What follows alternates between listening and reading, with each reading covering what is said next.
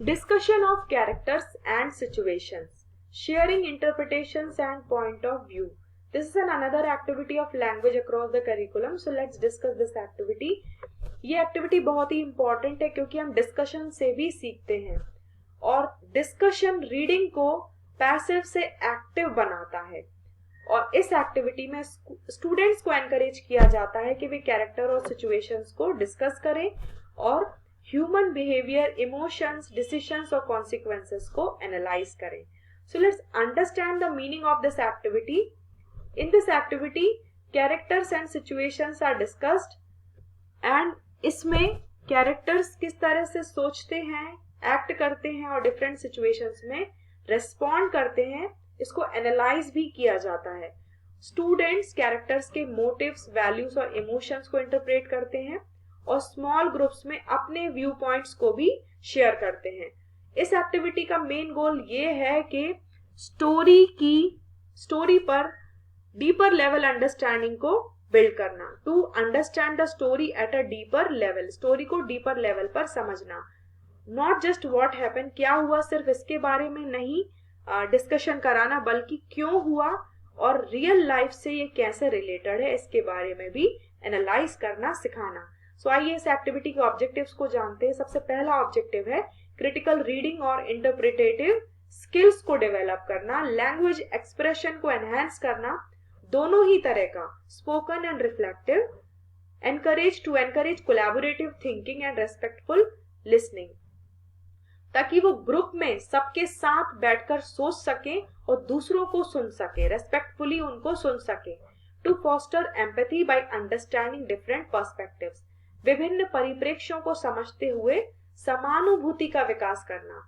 जब हम दूसरों के पर्सपेक्टिव को सुनते हैं तो हम उनके प्रति एम्पैथी भी रखना सीखते हैं और कैरेक्टर्स को और सिचुएशंस को रियल लाइफ से कनेक्ट करना सिखाना। To connect characters and situations in literature to real life human experiences. So ये कई तरह के टेक्स्ट के लिए सूटेबल है एक्टिविटी, लाइक स्टोरीज के लिए, ड्रामास के लिए, डिस्क्रिप्टिव अकाउंट्स के लिए और कॉमिक स्ट्रिप्स के लिए। तो आइए जानते हैं इस एक्टिविटी के स्टेप्स क्या हैं। सबसे पहला स्टेप है प्री रीडिंग। यहाँ पर हमें टेक्स्ट और मेन कैरेक्टर्स को इंट्रोड्यूस करना है और कुछ प्रेडिक्टिव क्वेश्चन स्टूडेंट्स से पूछने हैं, जैसे what do you think this character might do, ये कैरेक्टर क्या कर सकता है, आप क्या सोचते हैं, and how would you act in a similar situation, यदि आप ऐसी परिस्थिति में होते तो आप क्या करते। सेकेंड स्टेप है रीडिंग। स्टूडेंट्स को हम इंडिविजुअली या ग्रुप में रीड करने के लिए कह सकते हैं और उनसे कह सकते हैं कि वे उन की मोमेंट्स को आइडेंटिफाई करें जिसमें कॉन्फ्लिक्ट, चॉइस और इमोशन इन्वॉल्व है। थर्ड स्टेप है ग्रुप डिस्कशन। हम क्लास को ग्रुप में, स्मॉल ग्रुप्स में डिवाइड कर सकते हैं जिसमें हर ग्रुप डिस्कस करेंगे पर्सनालिटी, बिहेवियर और मोटिवेशन ऑफ कैरेक्टर्स के बारे में, सिचुएशन के मोरल और इमोशनल नेचर के बारे में, and different ways the situation could be interpreted और रिजॉल्व, के उन तरीकों के बारे में डिस्कशन कराएंगे जिनमें उन सिचुएशन को इंटरप्रेट किया जा सकता है या रिजॉल्व किया जा सकता है। फोर्थ स्टेप है शेयरिंग पॉइंट ऑफ व्यू। यहाँ हम स्टूडेंट्स को अपॉर्चुनिटी प्रोवाइड करेंगे कि वे टर्न बाय टर्न आए और अपने इंटरप्रिटेशन को एक्सप्रेस करें।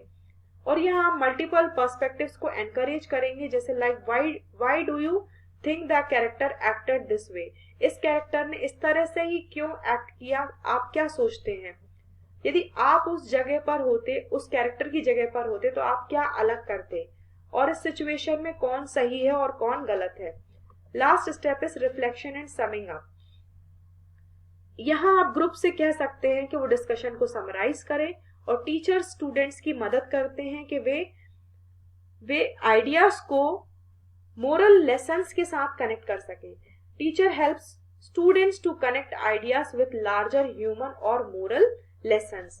और टीचर रिटर्न रिफ्लेक्शन और क्रिएटिव रेस्पॉन्सेस को भी एनकरेज कर सकते, लाइक डायरी एंट्री लिखने के लिए कह सकते हैं from a characters point of view. Some prompts or guiding questions can be used to facilitate discussion.